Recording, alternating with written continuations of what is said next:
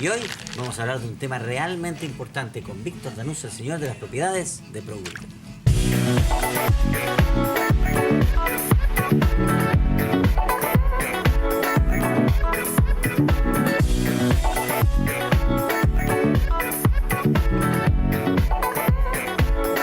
Está calor, ¿no? ¿Tienes calor? ¿No?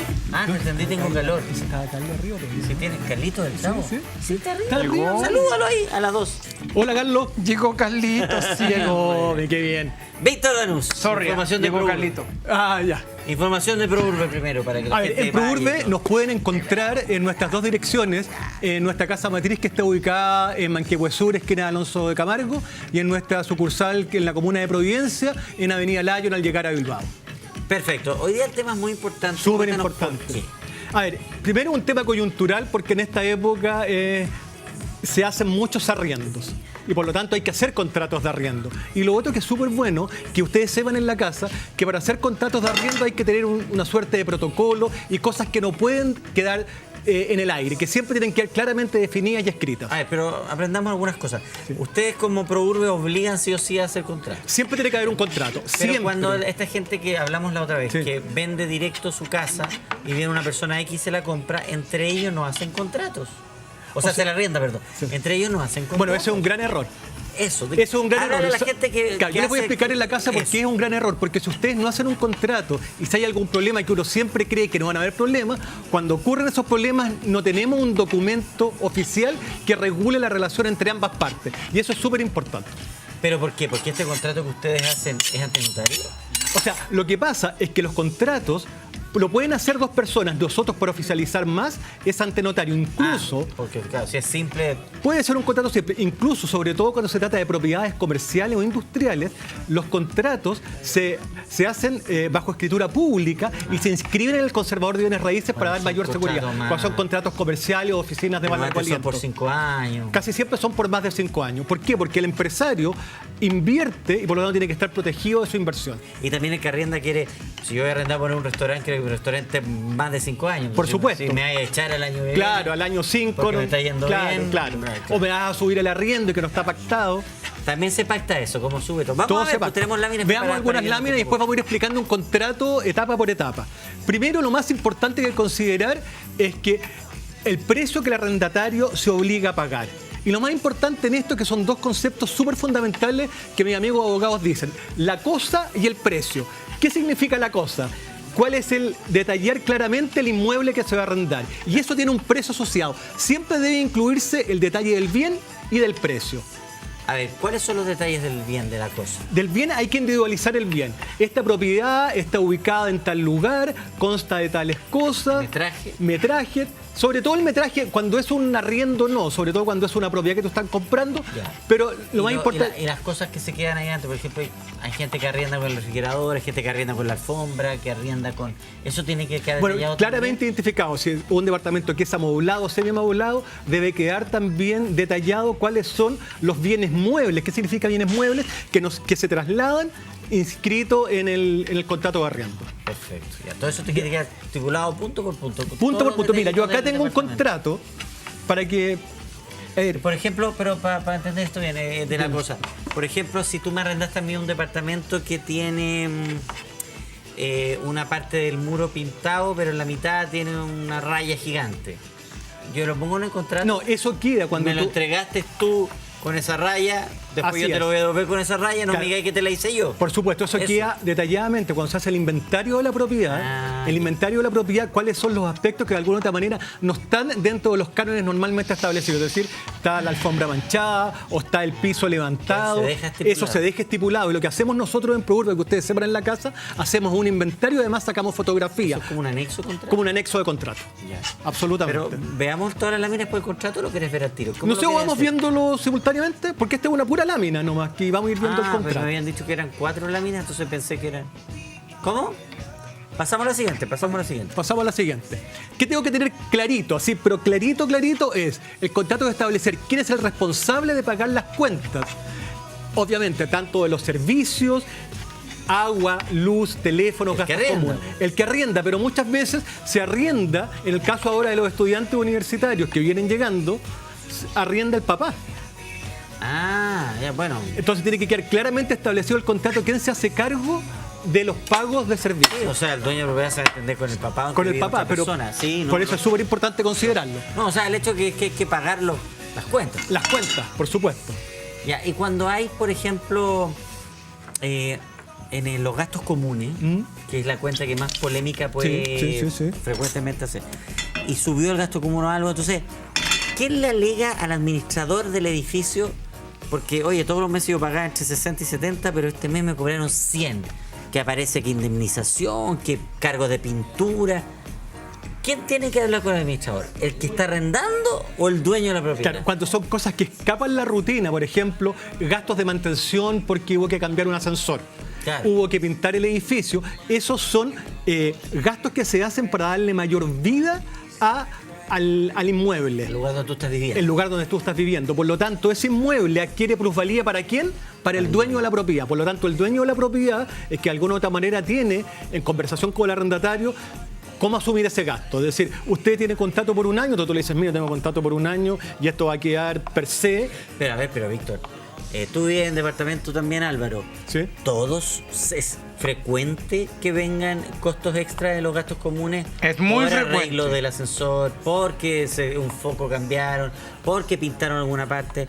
Entonces, ¿cómo todos los meses, oiga, yo voy a pagar esto, pero esto no? No, es que lo que pasa es que cuando son arreglos que escapan hay... la rutina y que escapan la norma, ya suman cambiar un foco. Arreglar el ascensor que está en común. Claro, sí, pero es que cuando porque hay. Se echó a perder. Claro, pero cuando es un arreglo mayoritario, por ejemplo, cambiar el ascensor, que hay que comprar un ascensor nuevo, no arreglarlo, porque eso fue una parte de la mantención, el uso y goce que tú le das como residente. Si pintan toda la fachada del edificio, yo no voy a pagar esas cuotas de pintura. Claro, lógico.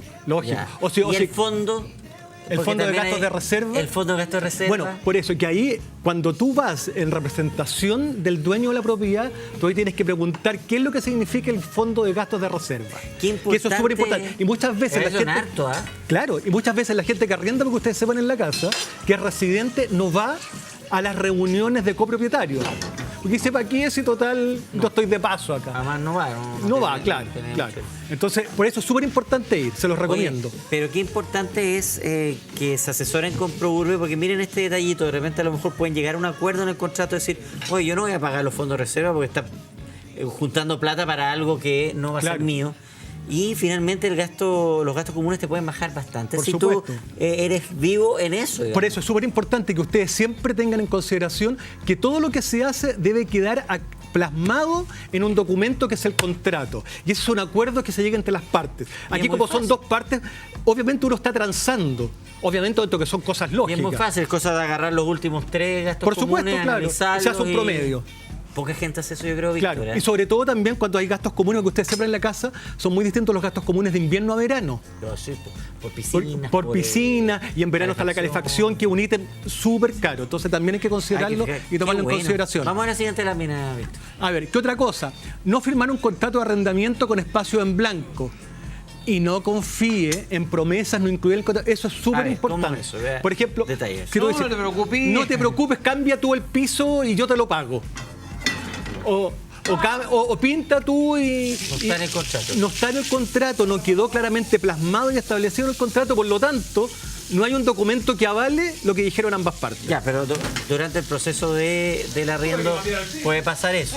Claro. Durante el proceso de arriendo a mí se me puede ocurrir decirle, oye, sé que cuando firmamos contrato no me di cuenta, pero ahora sí me gustaría cambiar la terraza.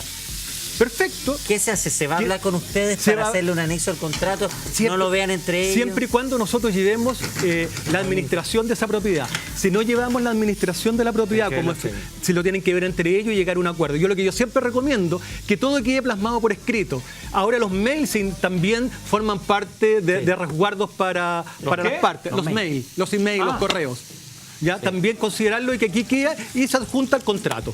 Perfecto. ¿Ya? Eso es súper importante. Vamos a la siguiente. Se le deberá proporcionar una copia del contrato. Eso es súper importante. Muchas veces uno va y no lleva y se va y listo, y se va y queda la copia del contrato y la tiene solamente el dueño de la propiedad. Firmado por uno. Y esto siempre tiene que estar firmado por las partes. Y también por el codeudor solidario. Lo que se denominaba antiguamente el aval, el codeudor solidario.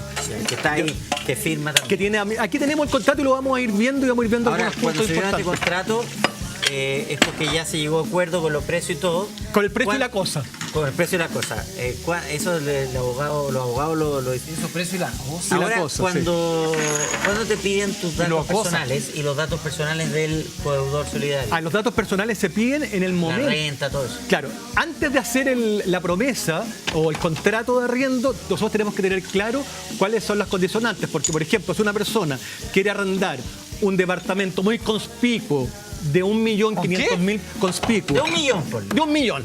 más fácil. De 1 para millón, calcular. para calcular. ¿Cuánto tiene que ganar? Tiene que ganar por lo menos 3 veces el arriendo, que sería mínimo 3 millones. Y su codeudor solidario también tiene que ganar lo mismo o más El deudor solidario. solidario. Perfecto. Y eso es súper importante también considerarlo. 3 veces el valor del arriendo. Del arriendo. Es el sueldo que tú tienes que tener para poder. Como mínimo. Qué difícil Es difícil. pensando en tanta gente que gana, por ejemplo, el sueldo mínimo. Por supuesto. Claro, O- no, o es muy tanta- complicado. O los inmigrantes. Bueno, con los inmigrantes, ¿qué es lo que hacemos nosotros? Algunos inmigrantes, cuestión más Ayudarlos para que cercana. no abusen de ellos. ayudarles para que no abusen de ellos y obviamente muchos de ellos vienen sobre todo con algunos ahorros. Entonces, ¿qué pasa? Ellos llegan y se aseguran y pagan el año completo. Buena idea. Eso ahí lo aceptan. Nosotros lo aceptamos absolutamente. Porque eran Hay tan- otro problema también, el que no es inmigrante, que es un chileno común y corriente, que trabaja 20 años en una empresa y es contratado en marzo y es despedido en diciembre. Y enero y febrero no se le contrata. Muchos hacen eso. Sí. Profesores, Sí. son muchos y, Sí, pero hoy tienen, día hay, y tienen el problema que no pueden ser bancarizables. Porque el banco le dice, no, pues usted no tiene antigüedad. Es- Sí, es no, heavy pero hoy día también. eso ya cambió en la ley. Pero de no ha cambiado trabajo. todavía. Una misma empresa no te puede echar y contratar, echar y contratar, echar y Pero hoy día contratar. hay unas instituciones educacionales que hoy día lo siguen haciendo. Sí, pero no pueden más de 3 veces. Sí, no se puede. Pero durante 3 años, porque Lo que va a pasa es frenar que 3 años. lo que pasa es que muchos años, bueno, a mí como periodista me pasó que, O como canales también. que yo boleteé en canales de televisión, boleteé años y años. Bueno, de hecho, por ejemplo, es que Y otra yo no cosa. alegué también, fue culpa mía, pero no, pero otra cosa pasó súper de- bueno es que ahora se está viendo también la movilidad laboral y por eso que muchas veces ahora todos los profesionales que hacen ejercicio libre tienen que obligadamente boletear y también generar una suerte de ahorro tanto en FONASA, ISAPRE. todo eso se considera, porque Todo cuando eso se a la gente considera. que boletea se le considera. Se le no considera. 3 veces. No, más, ¿no? todo el arriendo, Como los bancos. como los bancos, y se calcula un 20% menos. 20% menos. Entre un 20 y un 30% menos. Es como cuando te dan un crédito en un banco. Lo mismo, Banco te da menos nosotros de por- alguna otra manera Y si tú eres dueño de una empresa, por ejemplo. ves los retiros. Y en los retiros, si tú lo estás contratado por la empresa o tienes retiros, también se calcula entre un 20 y un 30% menos de lo que tú declaras. ¿Por qué? Porque tienes que tener salud, tienes que tener previsión y todo eso se considera dentro del análisis. Perfecto. Mira qué buenos temas. Mira, ¿Qué mijito. cosa, Chavito, me decía? Ya. Espérate, Aquí- vamos a mostrar el... no hemos Este es un mostrado el contrato. Lo voy a mostrar yo ahí, Sí, Víctor, por favor. Y tú lo vas contando de qué se trata. Claro, ahí tenemos el ¿Qué te va a contrato. mostrar? Primero ahí tenemos qué es lo que es el destino. Eso es súper importante. El arrendatario se obliga a destinar el inmueble única y exclusivamente al uso habitacional. Ah, Y eso sí, es súper importante. Para que no lo transformen en Para que otra lo cosa. transformen en otras cosas. Y es determinante ese punto en la celebración del contrato. Eso es lo que leía Víctor ahí, el punto número 2. Claro. Súper importante. Súper importante. Si vemos la otra hoja, A ver, también. Voy a dar vuelta, Nerito. ¿Qué dice la otra hoja? Este es un contrato de verdad, Un contrato de verdad, Sello sí. Probudo y todo, mira qué bueno. Ahí está cuál es el plazo del arrendamiento, también hay que dejarlo muy claro, y cuál es la renta. La renta tiene que quedar claramente plazo y establecida. renta, eso. Y también tiene que estar establecido cuál es la modalidad de reajuste. Siempre en UF. En UF es un peso, pues tiene que quedar claro Bueno, si porque es además en es UF o bien en peso reajustable semestralmente o trimestralmente Por el IPC. por el IPC. Por lo tanto, eso también debe quedar claramente establecido. Normalmente se ajusta cada cuánto tiempo. Eso nosotros recomendamos ¿Anual? cada 6 meses o anual. Bueno, ahora que tenemos una inflación muy baja, pero la gente es poquito, en verdad. prefiere cada 6 meses. Ya, después tenemos lo otro que es la renta, que también que es súper importante considerar cuál es la renta. ¿Qué pasa cuando la persona no paga? Ah, está todo Eso estipulado. Está todo estipulado. ¿Qué pasa si se termina antes el contrato? Ya, y si yo quiero echar a alguien porque no me ha pagado. Bueno, tienes que ver cuál con es esto claro. puedo ir a... Con eso tú puedes ver qué es lo que ocurre. Perfecto. Aquí tenemos claramente Oye, está todo súper súper bueno. establecido. Muy buen tema, me parece excelente. Víctor, recomendaciones general para que la gente entienda por qué es mejor arrendar con un contrato. A ver, yo les aconsejaría siempre arrendar con un contrato y no con un contrato que uno compre en un supermercado o en una librería, porque ahí quedan claramente dicho cuáles son los deberes de cada una de las partes y los derechos. Y frente a cualquier documento, cualquier problema que uno tenga, uno toma este contrato y si tiene que llegar a un litigio, tiene cómo demostrarlo. Por lo tanto, siempre un contrato debidamente firmado por las partes.